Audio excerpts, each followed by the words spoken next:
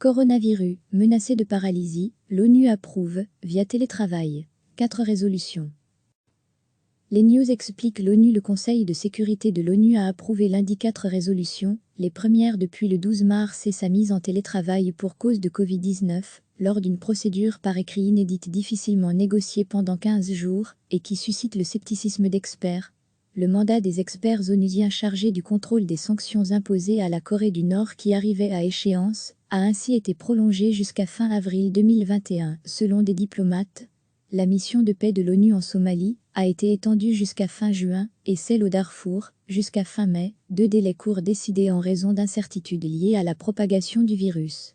Une 4e résolution visant à améliorer la protection des casques bleus a aussi été approuvée. Toutes ont été adoptées à l'unanimité du Conseil, qui ne se réunit plus physiquement depuis la mi-mars, a précisé un diplomate. En raison de la pandémie qui frappe durement New York et de la recommandation de confinement, le fonctionnement du Conseil de sécurité est devenu carinca avec la création de règles à partir de rien, mais il risquait de ne plus rien faire, a indiqué un autre diplomate. Le Conseil n'a pas tenu de réunion formelle depuis le 12 mars. Plusieurs de ses membres ont plaidé pour des sessions par visioconférence, mais la Russie a refusé, avec des arguments politiques et juridiques. Moscou a juste accepté des consultations informelles par vidéo, mais pas question de voter par ce biais. Après une dizaine de jours de travail, les membres du Conseil se sont mis d'accord pour se donner 24 heures à l'issue des négociations secrètes de projets de résolution pour transmettre électroniquement par lettre les votes au secrétariat de l'ONU. Après compilation du résultat, ils sont ensuite rendus publics. Pour des résolutions de renouvellement technique sans enjeu, la nouvelle procédure écrite peut se comprendre. Mais qui des textes potentiellement conflictuels? Ce n'est pas idéal, conviennent plusieurs diplomates.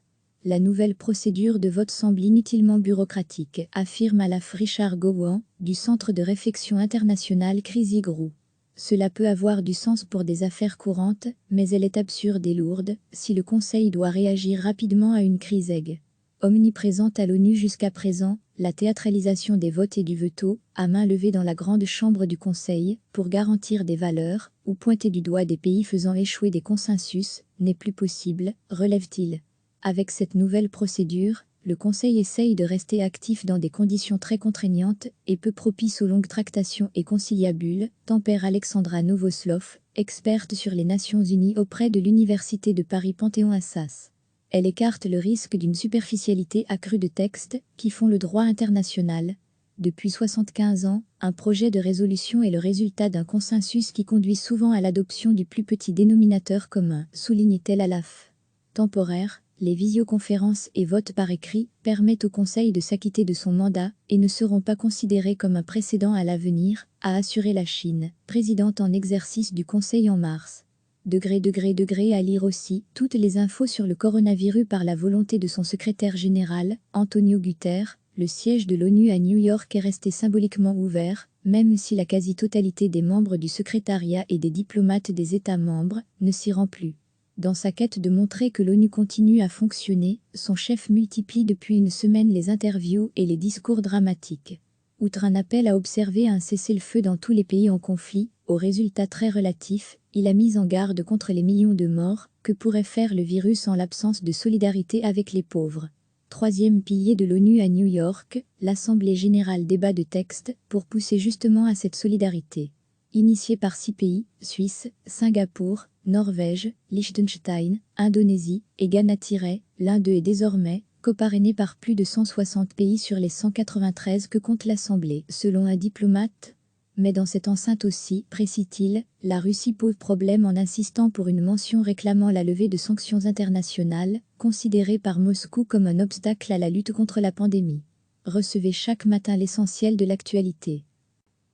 Le Conseil de sécurité de l'ONU a approuvé lundi 4 résolutions, les premières depuis le 12 mars et sa mise en télétravail pour cause de Covid-19, lors d'une procédure par écrit inédite difficilement négociée pendant 15 jours, et qui suscite le scepticisme d'experts. Le mandat des experts onusiens chargés du contrôle des sanctions imposées à la Corée du Nord qui arrivait à échéance, a ainsi été prolongé jusqu'à fin avril 2021, selon des diplomates. La mission de paix de l'ONU en Somalie a été étendue jusqu'à fin juin et celle au Darfour jusqu'à fin mai, 2 délais courts décidés en raison d'incertitudes liées à la propagation du virus. Une quatrième résolution visant à améliorer la protection des casques bleus a aussi été approuvée.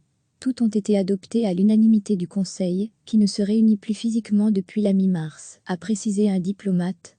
En raison de la pandémie qui frappe durement New York et de la recommandation de confinement, le fonctionnement du Conseil de sécurité est devenu carincaha, avec la création de règles à partir de rien, mais il risquait de ne plus rien faire, a indiqué un autre diplomate. Le Conseil n'a pas tenu de réunion formelle depuis le 12 mars. Plusieurs de ses membres ont plaidé pour des sessions par visioconférence, mais la Russie a refusé, avec des arguments politiques et juridiques. Moscou a juste accepté des consultations informelles par vidéo, mais pas question de voter par ce biais. Après une dizaine de jours de travail, les membres du Conseil se sont mis d'accord pour se donner 24 heures à l'issue des négociations secrètes de projets de résolution pour transmettre électroniquement par lettre les votes au secrétariat de l'ONU. Après compilation du résultat, ils sont ensuite rendus publics. Pour des résolutions de renouvellement technique sans enjeu, la nouvelle procédure écrite peut se comprendre. Mais qui des textes potentiellement conflictuels? Ce n'est pas idéal, conviennent plusieurs diplomates. La nouvelle procédure de vote semble inutilement bureaucratique, affirme Alaf Richard Gowan, du Centre de réflexion internationale Chrysi Group.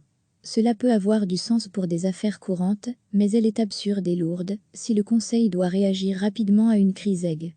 Omniprésente à l'ONU jusqu'à présent, la théâtralisation des votes et du veto, à main levée dans la grande chambre du Conseil, pour garantir des valeurs, ou pointer du doigt des pays faisant échouer des consensus, n'est plus possible, relève-t-il. Avec cette nouvelle procédure, le Conseil essaye de rester actif dans des conditions très contraignantes et peu propices aux longues tractations et conciliabules, tempère Alexandra Novoslov, experte sur les Nations Unies auprès de l'Université de Paris Panthéon-Assas. Elle écarte le risque d'une superficialité accrue de textes qui font le droit international.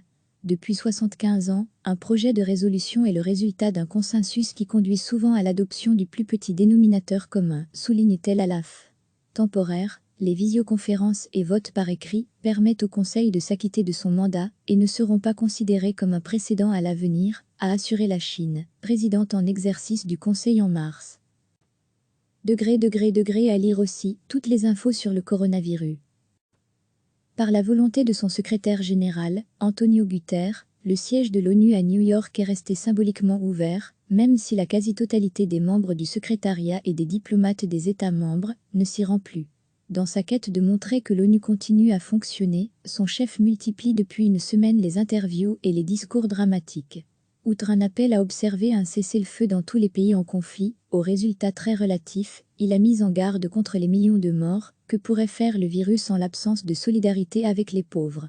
Troisième pilier de l'ONU à New York, l'Assemblée générale débat de textes pour pousser justement à cette solidarité.